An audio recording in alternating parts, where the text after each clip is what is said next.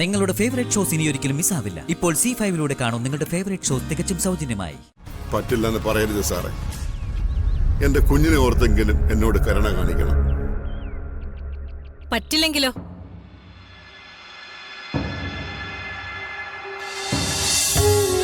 ഞാനൊന്ന് എടുത്തു നോക്കട്ടെ.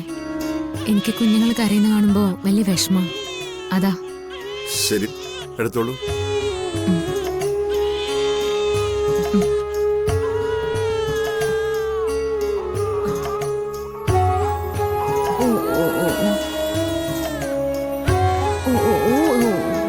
എന്തടാ?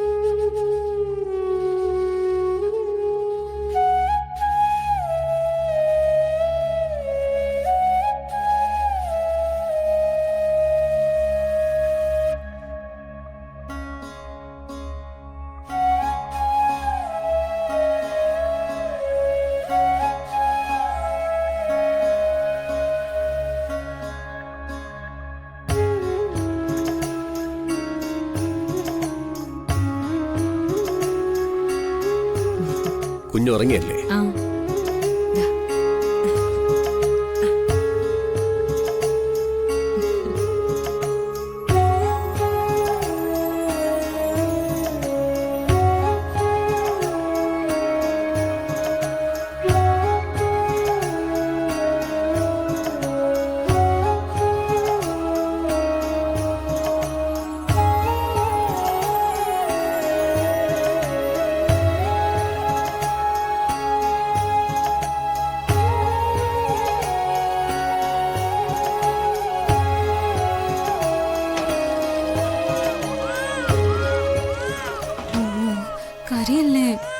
ആതിരെ, എന്തോ ചേച്ചി?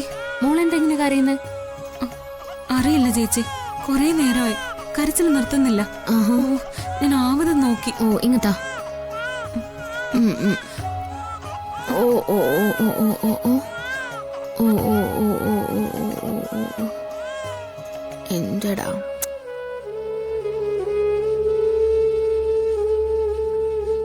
ഓ ഓ ഓ ഓ. അച്ഛനും അമ്മയും സന്ദീപൊക്കെ എവിടെ? അച്ഛനും അമ്മയും വീട് വരെ പോയിരിക്കുക.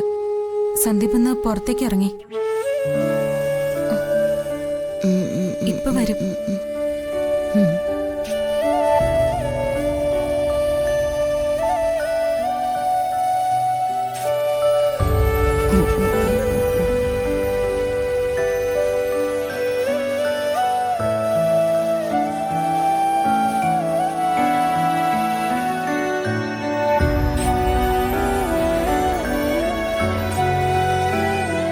ഇതിനകത്ത് തന്നെ ഇങ്ങനെ ഇരിക്കുന്നുണ്ടാവും ഇങ്ങനെ കരയുന്ന. പുറത്തൊക്കെ മോളെ കൊണ്ട് ഇറങ്ങിയാൽ മതി, അപ്പൊ ഇവള് കരയത്തൊന്നുമില്ല.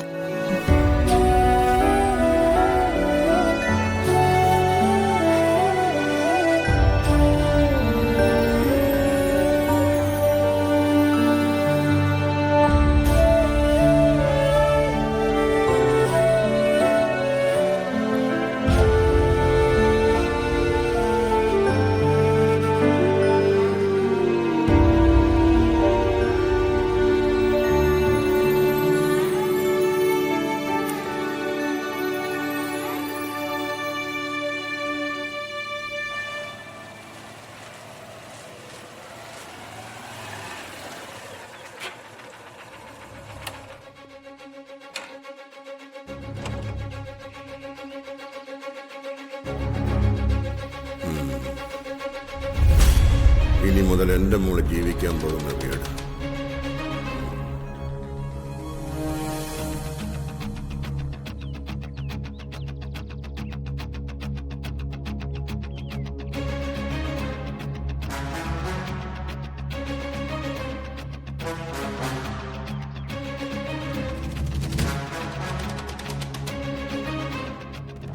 താനെന്താ ഇവിടെ? സാറിനെ കണ്ടൊരു കാര്യം പറയാൻ. പറയാനുള്ളതൊക്കെ അന്ന് താൻ പറഞ്ഞതല്ലേ? അത് ഞാൻ കേൾക്കുകയും ചെയ്തു. അതിൽ കൂടുതലൊന്നും പറയാനും കേൾക്കാനും എനിക്കില്ല. താൻ പോവാൻ നോക്ക്. സാർ സാർ ഞാൻ പറയുന്ന ഒന്ന് കേൾക്കണം സാർ. അന്ന് എനിക്കൊരു അബദ്ധം പറ്റിയതാ. എന്റെ നിവൃത്തികേട് കൊണ്ട് ഞാൻ ചെയ്തു പോയതാ. ഇത് തന്നെയല്ലേ അന്നും പറഞ്ഞത്? മറ്റൊന്നും പറയാൻ എനിക്കില്ല സാർ. ഇവിടുത്തെ കമ്പനിയിൽ പുറത്തായ ശേഷം നല്ലൊരു ജോലിക്ക് വേണ്ടി ഞാൻ ഒരുപാട് അലഞ്ഞു, കിട്ടിയില്ല. അഭിമാനം മറന്ന് പലരുടെയും മുന്നിൽ ഞാൻ കൈനീട്ടി. ഇപ്പൊ മൂക്കുമുട്ട കടത്തില സാർ എന്റെ ജീവിതം. എന്തെങ്കിലും ചെയ്ത് മരിച്ചു കളയാന്ന് ഞാനും ഭാര്യയും തീരുമാനിച്ചിരിക്കുന്ന സമയത്താ അവള് ഗർഭിണിയാവുന്നേ. വർഷങ്ങളായുള്ള പ്രാർത്ഥനയുടെയും പൂജയുടെയും ഫലമായി ഈശ്വരൻ തന്നെ നശിപ്പിച്ചു കളയാൻ തോന്നിയില്ല. ഇപ്പൊ ഞാനൊരു പെൺകുട്ടിയുടെ അച്ഛനാ സാർ. ഇവിടുത്തെ സന്ദീപ് സാറിന്റെ ഭാര്യ പ്രസവിച്ച ദിവസം തന്നെയാ എന്റെ ഭാര്യയും പ്രസവിച്ചത്. ഞാനിങ്ങനെ നിവൃത്തിയില്ലാത്തവനായിപ്പോയി എന്ന് കരുതി എന്റെ മോള് ദാരിദ്ര്യം അനുഭവിക്കരുത് എന്ന ആഗ്രഹത്തിലാ എന്നെ വീണ്ടും സാറിന്റെ മുന്നിൽ എത്തിച്ചത്. സ്ഥിരവരുമാനമുള്ളൊരു ജോലി, അതെത്ര ചെറുതായാലും ആ കിട്ടുന്ന ശമ്പളം കൊണ്ട് ഞാൻ എന്റെ കുടുംബം പുലർത്തിക്കോളാം. കമ്പനിയിൽ എന്തെങ്കിലും ഒരു ജോലി തരണം.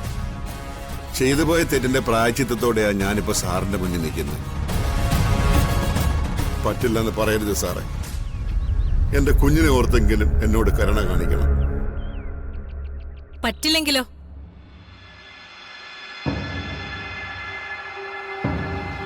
ചതിയന്മാരോട് കരുണ കാണിക്കുന്നത് മണ്ടത്തരോ? താൻ എന്ത് കരുതി?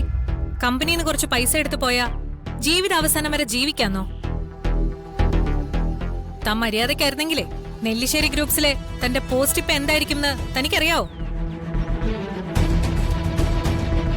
തന്റെ സാലറി എത്രയായിരിക്കും അറിയോ? താൻ കൃത്രിമത്വം കാണിച്ചെടുത്ത തുകയുടെ അത്രയും തന്നെ വരും. താൻ ഞങ്ങളെ ചതിച്ചു. അതുകൊണ്ട് കണ്ണീരൊലിപ്പിച്ചും മൂക്കു പിഴിഞ്ഞും താൻ ഇനി ഇവിടെ അധികം നിക്കണമെന്നില്ല. പോന്നോക്ക്. മാഡം, ഞാൻ നിങ്ങളുടെ എല്ലാവരുടെയും കാല് പിടിക്കാം. എന്നെ സഹായിക്കണം. നിർത്തടോ. വിശ്വാസവഞ്ചന കാണിച്ചിട്ട് വീട്ടുനടയിൽ വന്ന് മാപ്പിരക്കുന്നോ? മോളെ, ഇയാള് തെറ്റ് ചെയ്തിട്ടുണ്ട്. അതിൽ പശ്ചാത്താപമുണ്ട്. അയാളുടെ കുഞ്ഞിനെ വളർത്താൻ നിവൃത്തിയില്ലാത്തതുകൊണ്ടാ വീണ്ടും വന്നത്. കുഞ്ഞിനെ കരുതി ഒരു തവണത്തേക്ക് നമുക്ക് ക്ഷമിച്ചൂടെ? നടക്കില്ല അച്ഛാ. ഇനി ഇയാള് ചതിക്കില്ലെന്ന് എന്താ ഉറപ്പ്?